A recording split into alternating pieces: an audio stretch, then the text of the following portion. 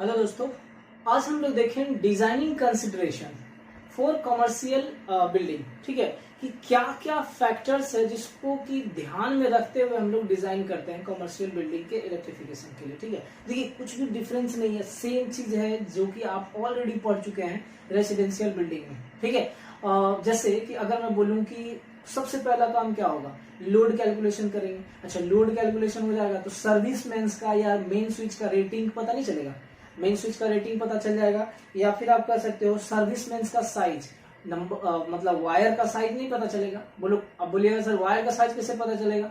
देखो, जब लोड को कैलकुलेट कर लोगे तो वहां से आप करंट निकल जाएगा, और उस करंट के बेस पे मैंने आपको बताया है कि कितने एम्पियर का आप वायर यूज कर सकते हो, है ना, कितने एम्पियर का वायर यूज कर सकते हो। अगर नहीं बताया तो एक चार्ट में प्रोवाइड कर दूंगा आपको, है ना। उस चार्ट में आप उस हिसाब से ऑलरेडी बताया है, ऐसा नहीं है कि नहीं बताया है, देख लीजिएगा इसे। और नहीं, अगर लग रहा होगा कि नहीं बताया तो आप मैसेज कीजिएगा, मुझे भी याद नहीं है एक्चुअली में कि बताया है कि नहीं बताया। लेकिन मुझे जहां तक उम्मीद है कि मैंने बताया थर्ड यूनिट में, जब रेसिडेंशियल बिल्डिंग पढ़ रहे होगे तो वायर का साइज डिसाइड करने के लिए चार्ट के थ्रू देख के हम लोग देख रहे थे कितने एम्पियर के लिए कितने वायर का मतलब साइज यूज करेंगे हम लोग। ठीक है, तो उस हिसाब से हम वायर का साइज भी देख सकते हैं, रेटिंग भी पता कर सकते हैं मेन स्विच का।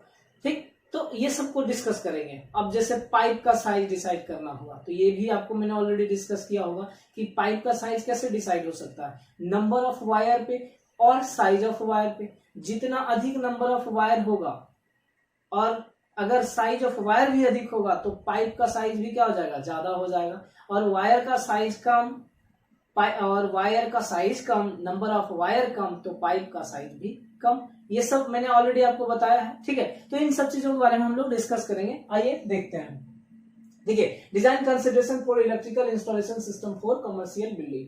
कमर्शियल बिल्डिंग के लिए जो इंस्टॉलेशन सिस्टम है, इलेक्ट्रिकल इंस्टॉलेशन सिस्टम, उसके लिए क्या कंसिडरेशन है उनके बारे में हम लोग डिस्कस करेंगे। तो पहला है आपका load calculation and selection of size of service means. देखो, सर्विस मीन्स क्या होता है ये ऑलरेडी आपको पता है कि जो आप डिस्ट्रीब्यूटर जो रहता है वहां से जो टैप करके एनर्जी मीटर तक लाते हो उसको ही उस कनेक्शन को हम लोग क्या करते हैं, सर्विस मेंस कहते हैं। उसका साइज नहीं पता चलेगा। मान लो कि लोड कैलकुलेशन है आपके पास दिया हुआ, ये घर है, यहाँ पे आप कहीं से लाए एनर्जी मीटर टैप करके, लोड कैलकुलेट किए, इन एम्पियर में बोल रहा हूँ। ठीक है, करंट आप लेके आए, कुछ भी आया, मान लो 10 एम्पियर आया, तो अब 10 एम्पियर के हिसाब से क्या रहेगा वायर का साइज, वो तो ऑलरेडी मैंने चार्ट में बताया है। तो आप उस हिसाब से सेलेक्ट कर सकते हो कि नहीं कर सकते हो, आराम से आपको साइज पता चल जाएगा वायर का कि कितने क्रॉस सेक्शनल एरिया का हम लोग साइज यूज करेंगे या फिर कितने साइज का वायर हम यूज करेंगे, ये आपको ऑलरेडी पता चल जाएगा। ठीक है, देखो, for selection of size of service mains it is necessary to calculate the load in ampere. अगर करंट पता है तो आप आराम से कह सकते हो कि वायर का साइज भी पता कर सकते हो। क्लियर है, यहाँ पे समझ में आएगा। आगे देखते हैं, deciding the size of a conduit. अब आपको मैंने ऑलरेडी बताया था कि कंड्यूट का साइज आप कैसे डिसाइड कर सकते हैं। देखो, इस तरह से मैंने कभी बताया होगा कि मान लो कि ये एक वायर है और इसका मान लेते हैं कि 2 mm स्क्वायर का वायर है। ठीक है, 2 mm स्क्वायर का वायर है और यह एक पाइप है। ठीक है, यह एक पाइप है। अब ये 2 mm स्क्वायर का इसमें पाइप जो है, अभी 5 वायर आप जा सकता है, मतलब 5 वायर ये 2 mm स्क्वायर का आप इस पाइप में यूज कर सकते हो। क्लियर, मान लिया। अब मैंने क्या कहा, एक पाइप और ले लिया। अब यहां वायर का साइज मैंने कर दिया 6 mm स्क्वायर, समझिएगा, 6 mm स्क्वायर कर दिया। अब बताओ तो ये 6 mm स्क्वायर और ये 5 वायर इसमें जा सकता है क्या? नहीं। तो वायर का साइज, यहाँ पाइप का साइज क्या होगा, बड़ा करना पड़ेगा। तो क्योंकि 6 mm का वायर का भी साइज बढ़ गया है और वायर का अगर साइज बढ़ गया तो पाइप का साइज भी बढ़ना। हाँ, अगर मैं बोलूं कि 6 mm का है और वायर का संख्या 2 ही है तो माइट भी संभव है कि जा सकता है ना। लेकिन देखो, तो यहाँ पे भी क्या होगा, नंबर ऑफ वायर घटाना पड़ा। तो मेरा कहने का ये मतलब हुआ कि आपका जो पाइप कंड्यूट यूज करोगे उस कंड्यूट का साइज यहाँ पे 2 फैक्टर पे डिपेंड करेगा। एक तो आपको वायर का साइज, मतलब जो वायर यूज किया जा रहा है इंस्टॉलेशन में उस वायर का साइज, और फिर कितना नंबर ऑफ वायर उस कंड्यूट में आपको बिछाना है वह, मतलब नंबर ऑफ वायर और साइज ऑफ वायर डिसाइड करेगा कि पाइप का साइज कितना होगा। समझ में आएगा? तो ये चीज हो गया आपका deciding the size of a conduit, ये हो गया दूसरा पॉइंट। ठीक है, deciding the size of conduit. The size of a conduit is determined according to the following factor. Following factor मतलब निम्न फैक्टर पे ये डिटरमाइन किया जा सकता है किसको? साइज ऑफ कंड्यूट को। पहला देखिए, size of a cable wire to be drawn, जितना केबल आपको मतलब जो केबल है उस केबल का कितना साइज है जो कि उस पाइप में आपको खींचना है या उस पाइप में आपको बिछाना है, ये पहला फैक्टर हो जाएगा।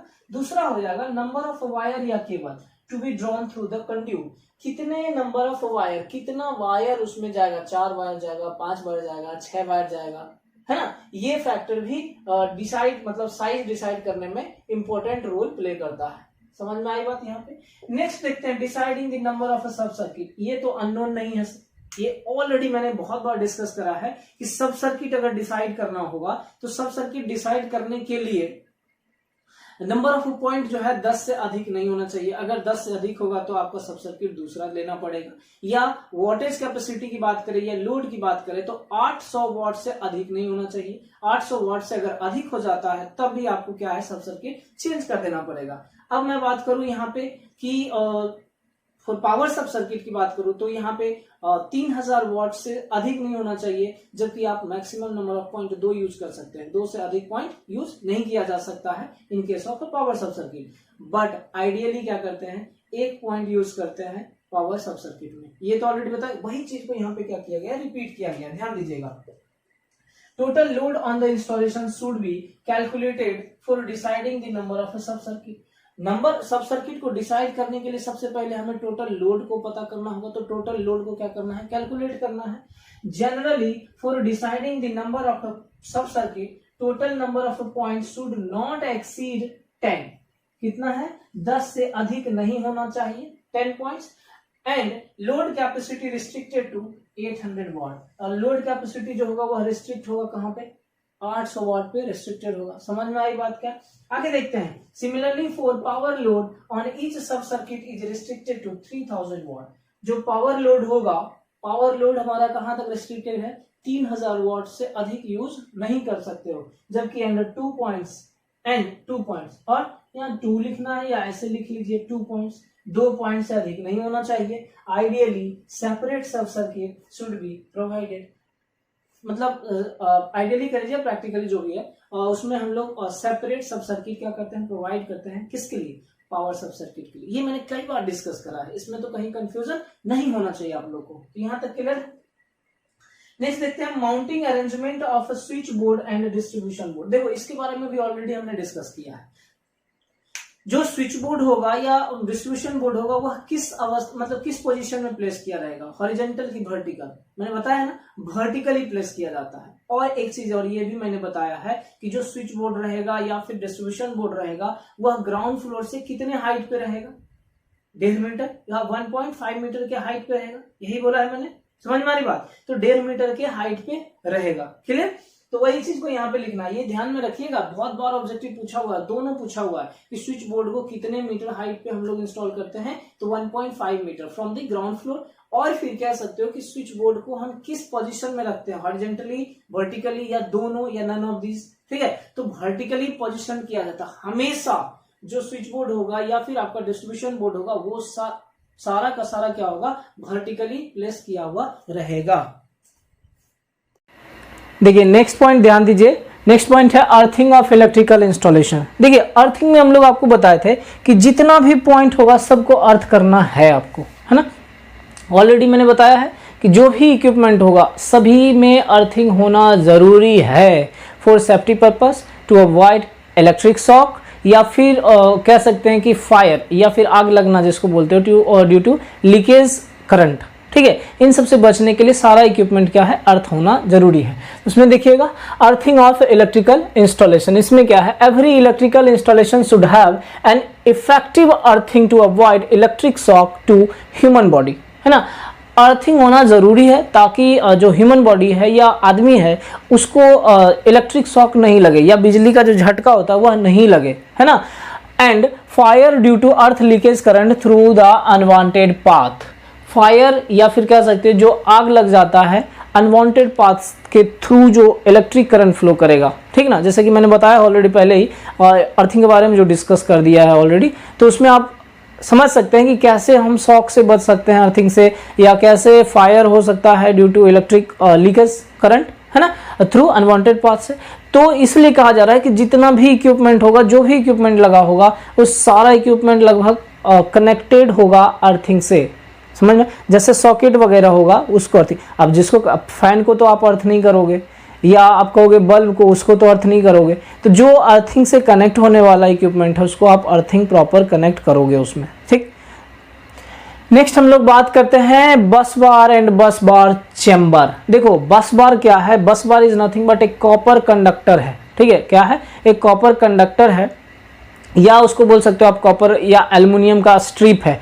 याद करो आप जो डायग्राम बनाए थे ना, आप इस प्रकार से कुछ बनाते थे क्या, इस प्रकार से यहाँ पे आप बनाते थे, फेज को ऐसे कनेक्ट कर देते थे, न्यूट्रल में यहाँ रहता था बहुत सारा, तो ये हमारा क्या है, बस बार है, ये क्या है, बस बार है, समझे। ये हमारा ये वाला जो है कॉपर का बना होता है या एल्युमिनियम का बना होता है, डिपेंड करता है किस मटेरियल आपको जैसा यूज करना है कर सकते हो।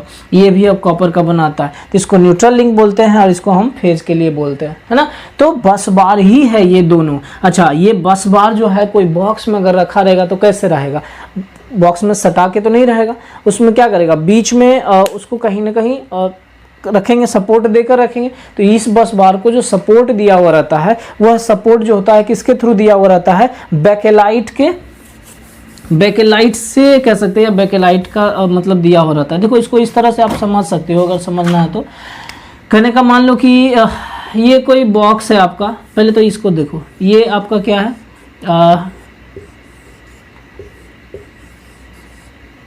ये मान लेते हैं हम क्या है, ये बस बार है, ठीक है, ये क्या है, बस बार। ये सब बराबर होता है, समझने के लिए मैंने बस ऐसे ही रफली डायग्राम बता रहा हूँ आपको। ये क्या है आपका बस बार है, ठीक है। अब ये बस बार में ये अलग हो जाएगा, ये आर वाई बी, ये आर वाई बी और ये न्यूट्रल, ये कुछ इस प्रकार से हमने बस बार यूज किया, है ना। अब देखो ये बस बार जो है कोई एक बॉक्स में रखा रहेगा ना, एक बॉक्स में रखा रहेगा, और वह बॉक्स में कहाँ रखा रहेगा, बीच में कहीं रखा रहेगा, तो कैसे रखा रहेगा, सपोर्ट चाहिए ना, हवा में तो नहीं तैरेगा ये, तो सपोर्ट देने के लिए हम लोग क्या करते हैं, बैकेलाइट का इस्तेमाल करते हैं, ठीक। तो बैकेलाइट के ऊपर यहाँ पे बीच में क्या रहता है, इसे बैकेलाइट रहता है, और उस बैकेलाइट को हम नट बोल्ट के सहारे टाइट करके रखते हैं ना। अब यहाँ पे कनेक्शन आप कर सकते हो, कोई दिक्कत नहीं है। फिर यहाँ पे बैकेलाइट दोनों साइड से हम सपोर्ट में दे देते हैं, ताकि बीच में ये सपोर्ट रहे, उसको खड़ा रहे, अच्छे तरीके से वो माउंटेड रहे। ऐसा नहीं है कि बॉडी में टच करेगा तो करंट हमारा बॉडी में फ्लो करना स्टार्ट कर, बॉडी इन द सेंस जो चैम्बर रहेगा, जो बॉक्स रहेगा, उस बॉक्स में ये जो बस बार रखा रहेगा, तो उस बॉक्स के अंदर में, मतलब अगर बॉक्स में रखा रहेगा तो कोई ना कोई एक सरफेस पे रखा रहेगा ना, तो सरफेस पे रखा रहेगा, तो जब करंट फ्लो करेगा तो उसका मतलब उस बॉक्स के बॉडी से भी तो करंट फ्लो कर सकता है। तो इसलिए बीच में सपोर्ट प्रोवाइड किया जाता है थ्रू बैकेलाइट, और बैकेलाइट क्या होता है, इंसुलेटर होता है, तो किसी भी बॉडी से करंट फ्लो नहीं करने देता है। तो ये क्या कहला गया, बस बार। और ये जो ये बॉक्स जो है, उस बॉक्स को हम क्या बोल रहे हैं, बस बार चैम्बर।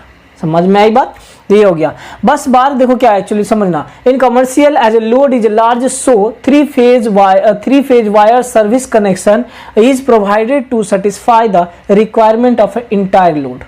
जो मतलब चूंकि हम लोग कमर्शियल कंज्यूमर की बात जब कर रहे हैं, तो वहां पे हम लोग क्या है, 3 फेज 4 वायर सिस्टम यूज करते हैं। देखो यहाँ पे 1 2 3 4 3 फेज 4 वायर सिस्टम यूज करते हैं, तो उसके लिए 3 फेज 4 वायर सर्विस कनेक्शन भी लाते हैं, है ना। 3 फेज सर्विस कनेक्शन भी लाते हैं। जब 3 फेज सर्विस कनेक्शन लाना होगा तो उसके लिए हमको क्या करना पड़ेगा, ये बस बार का इस्तेमाल करना पड़ेगा। समझ में आई बात, तो ये चीज कह रहा है। तो अब इस अगर 3 फेज करेंगे तो हमारा जितना भी लोड होगा वह एटलीस्ट क्या होगा, बैलेंस रहेगा। रीजन, अगर मान लो कि आपके पास ऐसा कहते हैं 1800 वाट है टोटल लोड, ठीक है, ऐसे एग्जांपल में ले रहे हैं, हालांकि इससे कहीं ज्यादा रहेगा, कहीं ज्यादा रहेगा। ये आप चलो ऐसा बोलते हैं कि हम 30,000 वाट, अब समझो, ठीक है, 30,000 वाट पूरा अपार्टमेंट में कह लो या जो भी कमर्शियल है, वहां पे यूज अलग अलग लोड 30,000 वाट कंज्यूम कर रहा है। अब 30,000 वाट कंज्यूम कर रहा है तो क्या हम एक आर एक न्यूट्रल के सहारे कर लेंगे क्या, नहीं, क्या करेंगे, ये 3 फेज है तो इसको 10-10 हज़ार में हम क्या किए, डिस्ट्रीब्यूट कर दिए। तो 10,000 वाट हम आर फेज में कनेक्ट किए हुए हैं, 10,000 वाट वाई फेज में कनेक्ट किए हुए हैं और 10,000 वाट बी फेज में कनेक्ट किए हुए हैं और न्यूट्रल सबके लिए है। तो लोड क्या हो गया, इक्वली डिस्ट्रीब्यूट हो गया। और ये मैंने ऑलरेडी बताया है कि लोड इक्वल डिस्ट्रीब्यूट होना चाहिए, लोड इक्वली डिस्ट्रीब्यूट भी हो गया और लोड बैलेंस भी रहेगा इस तरह से। समझे बात को? तो वही चीज है, 3 phase 4 wire system bus bar chamber is used. क्या मतलब हो गया, यहां से समझिएगा, आधा हो गया। सर्विस कनेक्शन इज प्रोवाइडेड, यहां से चलो, in commercial as a load is large so 3 phase 4 wire service connection is provided. 3 phase 4 wire service connection provide किया जाता है to satisfy the requirement of a entire load, ताकि entire सारा load जो है वो सेटिस्फाई हो, बैलेंस हो, कहने का ये मतलब हुआ, ठीक। Thus to distribute the load on this 3 phase wire 4 system, 3 phase 4 wire system bus bar chamber is used. बस बार और बस बार चैम्बर यूज किया जाता है। अब बस बार चैम्बर किसको बोल रहे थे, ये बॉक्स को जिसके अंदर की बस बार बना हुआ रहता है उसको हम क्या बोल रहे थे, बस बार चैम्बर, और इसको हम क्या बोल रहे थे, बस बार। समझ में आई बात? अब देखो, बस बार इज ए कॉपर और एल्युमिनियम कंडक्टर, इसको स्ट्रिप बोल रहे थे। बस बार क्या है, कॉपर या फिर एल्युमिनियम कंडक्टर है जिसको कि हम क्या बोल रहे थे, स्ट्रिप बोल रहे थे। To which input and output can be connected, जिसके थ्रू इनपुट और आउटपुट क्या होता है, कनेक्टेड होता है। आउटपुट इनपुट कनेक्ट करने का क्या मतलब कह रहे हैं कि एनर्जी मीटर से लाओगे ना आप, 1 2 3 4 एनर्जी मीटर से लाओगे, 3 फेज 1 न्यूट्रल, तो 1 फेज इससे, 1 फेज इससे, 1 फेज इससे और 1 न्यूट्रल इससे। अब यहाँ से आप ले जाओ, एक इससे ले जाओ, एक इससे ले जाओ, एक इससे ले जाओ, एक न्यूट्रल यहाँ से ले जाओ, कुछ इस तरह से ले जा सकते हैं कनेक्शन करके कि नहीं। तो वही चीज हो गया, कॉपर और एल्युमिनियम का स्ट्रिप करते हैं जिसके द्वारा अब ये हमारा क्या हो गया, इनपुट, और ये जो निकल के जा रहा है क्या होगा, output. Input and output can be connected.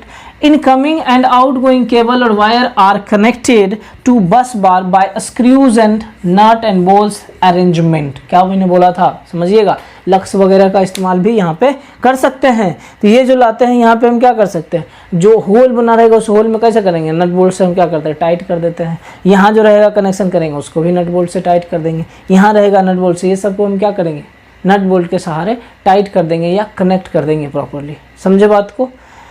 आगे देखते हैं, size of bus bar depends upon the total current capacity.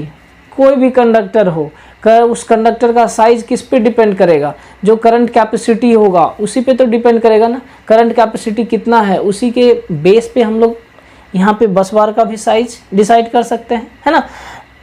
उसके बाद कहता है bus bar are mounted on bakelite to support the bus बार।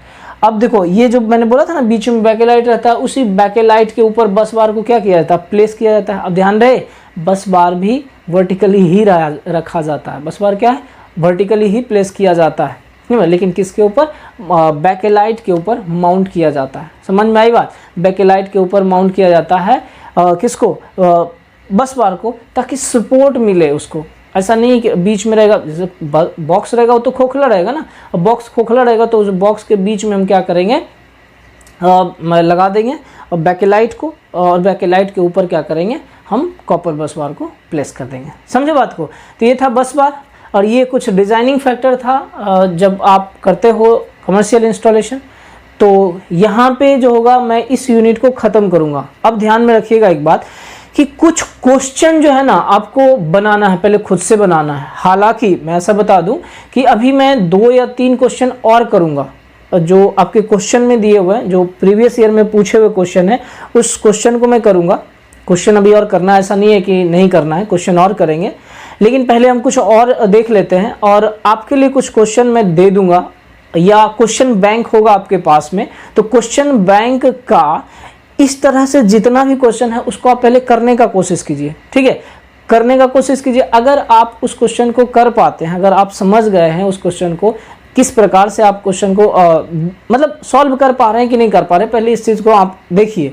अगर नहीं कर पा रहे हैं तो लास्टली मैं तो 1-2 मतलब क्वेश्चन करूंगा, ऐसा नहीं है कि नहीं करूंगा अभी। और चूंकि लेंदी क्वेश्चन है, बहुत लंबा क्वेश्चन है, तो ज़्यादा क्वेश्चन पे नहीं करना है। मतलब एक क्वेश्चन को भले आप 2-3 बार कर लीजिए ताकि प्रैक्टिस बना रहे, है ना, और एग्जाम में आए तो उसको हम बना पाए, लिख पाए, क्योंकि ज़्यादा चेंजेस नहीं रहेगा। 2 रूम, एक मतलब 3 रूम कह लो, जनरली 3 रूम का, और एक हॉल किचन वगैरह दे देगा, उसमें से आपको क्वेश्चन करना है। क्लियर?